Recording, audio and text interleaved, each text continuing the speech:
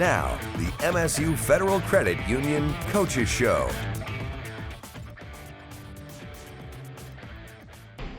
Please welcome Jonathan Smith as the 26th coach of Spartan football. Low ego, high output.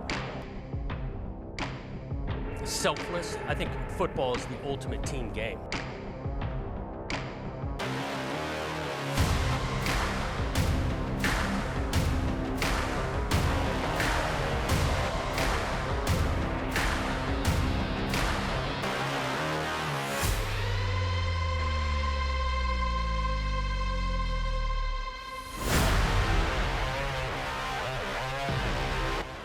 The Spartans were able to land a commitment yesterday from former Oregon State quarterback Aiden Childs. I know what I signed up for. If you remember back in March when we signed off on Season 3 of the MSU Federal Credit Union Coaches Show, we said Season 4 would be full of excitement because it would signal the start of the Jonathan Smith era for Michigan State's football team. And the time has finally come as we are less than a week away from kickoff. And going back to when Smith arrived in the state of Michigan, it was actually here at the Capital Region International Airport in Lansing. We caught up with Smith this week to talk about what the last 9 months have been for him as he gets ready for his first kickoff as Michigan State's football coach. Please welcome Jonathan Smith as the 26th coach of Spartan football.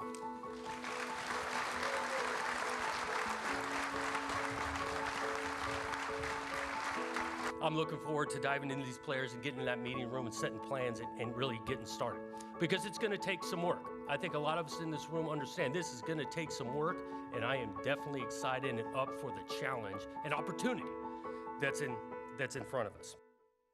Well, getting closer to the first game of the Jonathan Smith era here at Michigan State. It's been a long 9 months probably for you. Just what have you been most looking forward to about the very first game?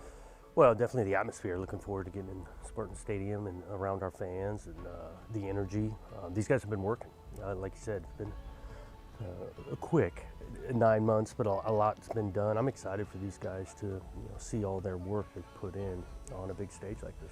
I know you've had a lot to do in the last 9 months since you've been hired. Have you had time at all to think about that first game, or have you been so focused on other things? I've been focused on quite a bit of other things, but it's getting closer. And so you start to get excited and see the preparation that you guys are doing. We've been over there to scrimmage in the stadium, a couple of practices, and start to visualize what this thing is going to be like. But definitely ready to experience it for real.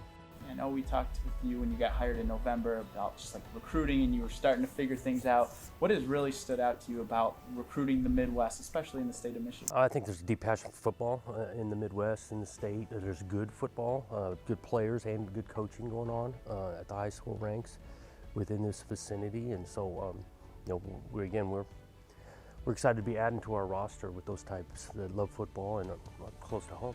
I think one thing that's interesting, maybe some people don't think about when you get hired, especially when you move across the country, is your family was still on the West Coast while you were here working. Is that at all, how was that dynamic and working that out? Yeah, that's not always easy, just the distance and things. And we got them over here within a couple of months, but there was a lot going on those first few months, and so it's every minute counted and getting acclimated, and like I say, diving into the current roster, building your roster and the recruiting, wanting to build relationships with the high school coaches, the community, the former players, and so my time was well spent. How has the community really welcomed you, and what have they done? Yeah, it felt awesome about that. Just whether you're in a local restaurant, around town, people have been welcoming, genuine. It's a great place to be. You have a favorite local restaurant? I've gotten to a few of them. There's a lot of good spots. Dagwood's I've enjoyed a couple of times, but there's a bunch of good ones. With the team itself, you guys announced captains recently, and Aiden obviously is one of the captains. Yeah. A sophomore, hasn't started the game yet, but what stood out to you about his leadership skills that allowed him to be captain? Well, the team decided those captains, so we voted for it. And one thing we like to do is just, when they vote for someone, they tell us why. And so collected a lot in Aiden's regard. I think his ability to connect, influence on both sides of the ball was a reoccurring theme for why guys voted for him. Maverick got a ton of votes for his deep love of this place, of doing things right. Nate Carter on and off the field was a reoccurring theme. Tanner Miller's work ethic. And then Jordan Turner is his energy and his voice on the defensive side. Here at the Capital Region International Airport, those who arrive like Smith are now welcomed with this new Spirit Lounge called Spartan Landing, as the airport's code is LAN. It was made possible by Angie Hubble from the College of Social Science at MSU. She's also a grad going back to 1992. It was also made possible by Jim Baker, the CEO and founder of Innovair Interior Design and Furniture. This renovation includes a privacy pod for a quiet call space, workstations, and 3 TVs with a direct feed to Spartan content, allowing fans to catch up on MSU athletic programming or watch live broadcasts. And one player I'm sure Spartan fans can't wait to watch is sophomore starting quarterback Aiden Childs. We sat down with the Oregon State transfer for the first show. We'll have that conversation after the break. In every moment and every shared smile, MSU FCU's Visa Signature Card is there, earning 3% cash back on groceries to stock their dorm room, 2% back on that special Spartan mom shirt. With a $100 welcome offer and the first year's annual fee waived, it's more than just a card. It's your partner in making every moment count, even the ones that tug at your heartstrings. Make every moment more rewarding with an MSU FCU Visa Signature Card. Welcome back to the MSU Federal Credit Union Coaches Show. Well, starting with the type of person he is, a great person. I think he's a guy that guys like to be around, enjoy kind of his temperament. Then again, football means a ton, but he doesn't take it too seriously.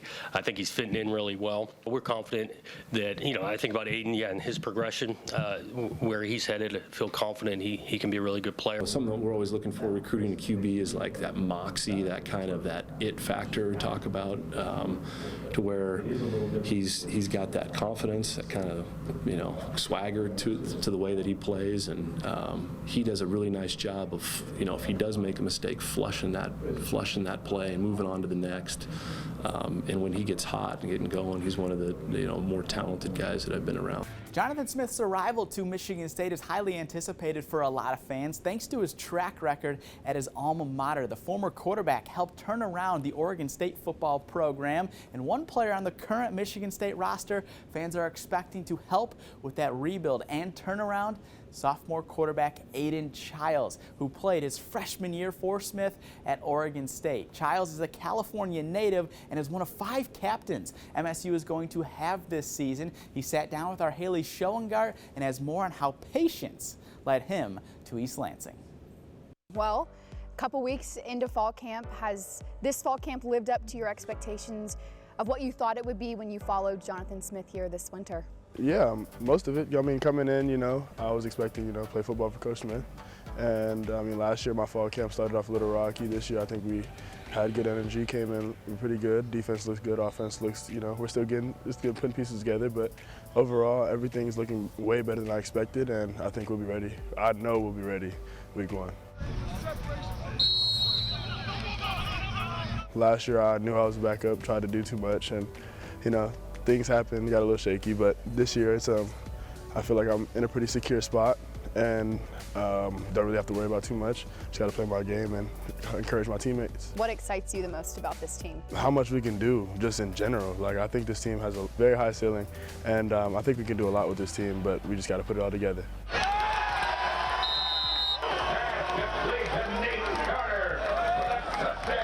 You came on your official visit to MSU. 4 days before that, you tweeted you needed to meet Zeke the Wonder Dog.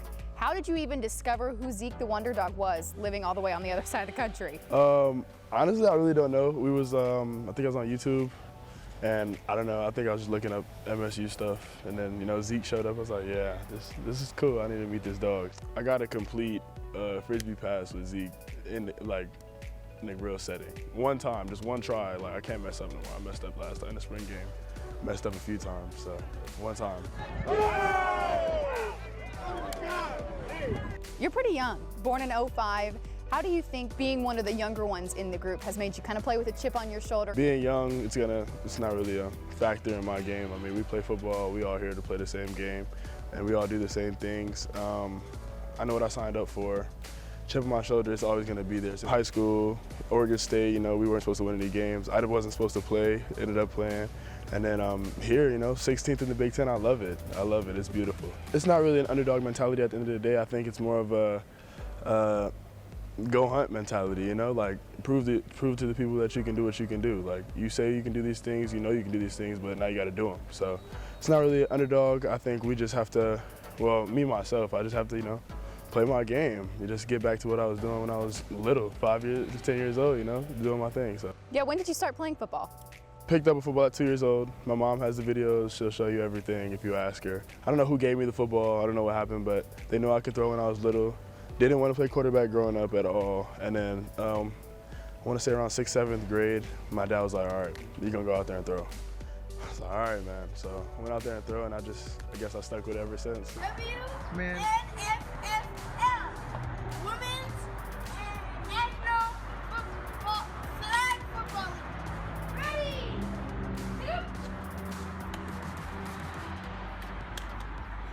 What position did you want to play then? Oh, receiver. My dad played receiver, and I felt like the receivers get all the glory. You get to catch the game-winning ball and do whatever. I didn't realize, blocking and everything went into it. Like when I was little, we wasn't doing all that. But yeah, but receiver was so fun to me, so I liked it. So growing up, who did you idolize and who did you try to model your game after? That's funny. I'm gonna say, it's Calvin Johnson. Stafford, who took a hit, firing for the end zone. But it's weird me saying it now because we got Nick Marsh on the team and they call him Baby Megatron, or they call him, I'm never calling him that though, don't tell him, but Calvin Johnson for sure. You got patience tattooed on your wrist. What is the significance behind that? Junior year, broke my arm in high school, and I remember that day, like the pain of breaking my arm didn't hurt, but the fact that it was my junior year, no offers, no scholarships, like just me playing, sixth game of the season, I was actually catching my groove. I walked up the field, I was fine, and I hugged my mom, started crying. Like it was really bad, but I always told my mom like those few days, like, I'm running out of time. That's how I felt. But you have to be patient and things come to you. And luckily I was patient enough, lingering. Coach Smith came my way. And it's patience. Also like last year, patience. I had to have patience to play. And I ended up playing, and it is what it is. So now I got to have patience this year and just be able to just trust everything. And I come out here and I compete. Like, that's what I do. Like, I'm here to compete. I'm going to have my bad days, I'm going to have my good days, as long as it's practice, though. And in the game, I'm here to win. So I told you earlier, like, I love it. It's beautiful. Being able to just prove that you can go out here and you can show these dudes, like, really who you are and what you do. Childs' leadership skills and personality has come up multiple times when talking with his teammates and coaches. They rave about how the sophomore QB is fit to be a leader for this team. Another player eager to leave his mark at MSU is sixth-year defensive end Chris Bogle. We sat down with him this week, and we'll have more right after the break. I love getting out and trying new things, but my seizures have always kept me back. Thankfully, the providers and researchers at MSU Healthcare work together to get my epilepsy under control. So now I can try anything. At MSU Healthcare, helping you do you is what matters most to us. In fact, it's our mission. Visit healthcare.msu.edu to find a provider. Welcome back to the MSU Federal Credit Union Coaches Show. There has been so much focus on the new involving Michigan State's football team this upcoming season, from a new coaching staff to 61 new players. But there is still a good amount of familiar names and faces you may recognize from last year, and that includes defensive end Chris Bogle, who is set to enter his third year at Michigan State. Our Tyler Driesinga sat down with him this week and has more on the winding road that led him to year 6 of playing college football and the person who has kept him pushing for excellence. As a high school senior in Fort Lauderdale, Florida, Chris Bogle was one of the top defensive end recruits in the country. He was a high school All-American, a Florida State champion, and Rivals.com ranked him as the #2 weak side defensive end in the nation, behind only a future top 5 NFL draft pick named Kayvon Thibodeau. The recruiting process coming out of high school was crazy. Having Nick Saban fly into my high school to come see me, then commit to Alabama at the All-American game was a blessing. I want to thank Coach Saban for that also, still to this day. Bogle never went to Alabama. After conversations with Florida head coach Dan Mullen and his staff, he flipped his commitment on signing day, electing to stay close to home and play for the Gators. Florida reached the Cotton Bowl and the Orange Bowl in Bogle's first 2 seasons. The Gators even reached the SEC championship his sophomore year, falling to Coach Saban in Alabama 52-46. But after Florida's record fell to 5-6 the next year, Dan Mullen and his staff were fired. Bogle entered the transfer portal that offseason and came to Michigan State. And it's obviously a big step to move from the southern end of the U.S. all the way to the northern end. What were the hardest parts of that adjustment for you? The first day I got here.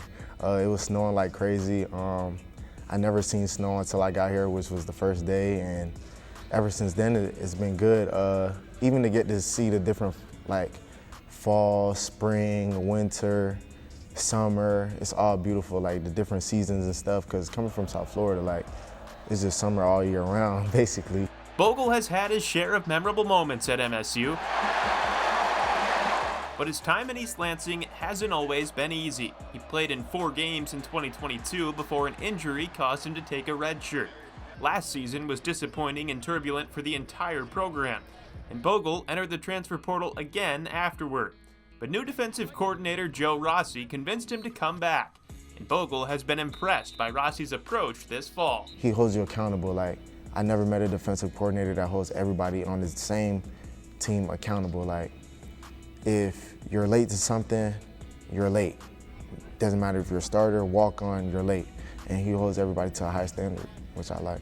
Bogle is one of many Spartans who senses a renewed buy-in under the new coaching staff and a greater commitment between teammates. The new coaching staff, they came together and made us focus on getting to know our teammates better, like your first and last name, where you come from, how many siblings do you have, what's your why do you play the game, and who do you play it for, and things like that. And what does that answer for you? What's your why?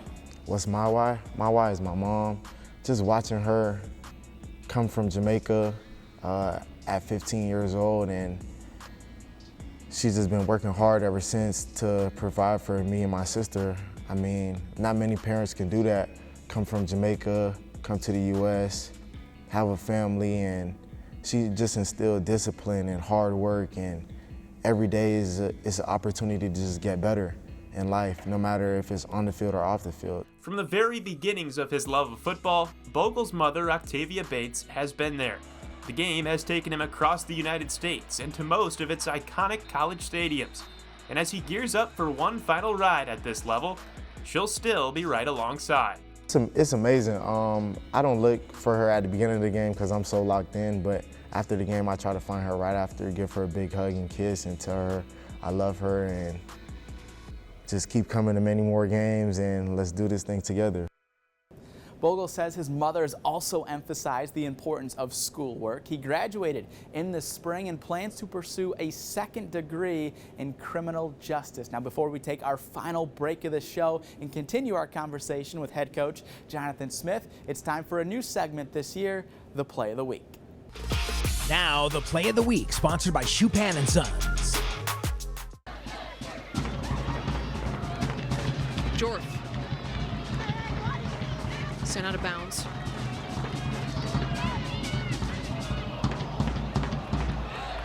Sargent finds a little bit of space. Sargent keeps it in play and it's put home. Bella Najera picking up right where she left off in 2023. Michigan State equalizes.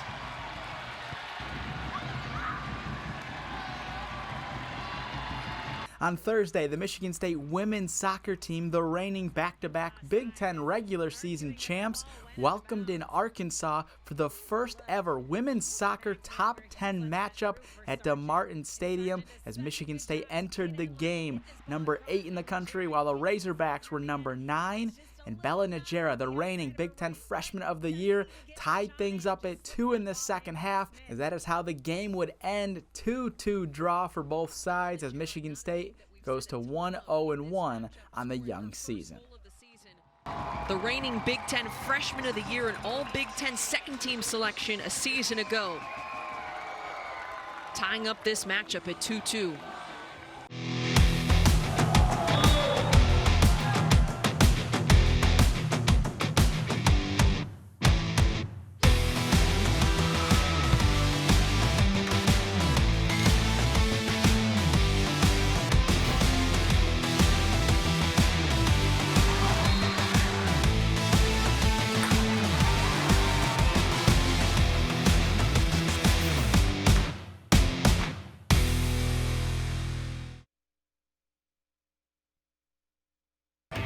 Welcome back to the MSU Federal Credit Union Coaches Show.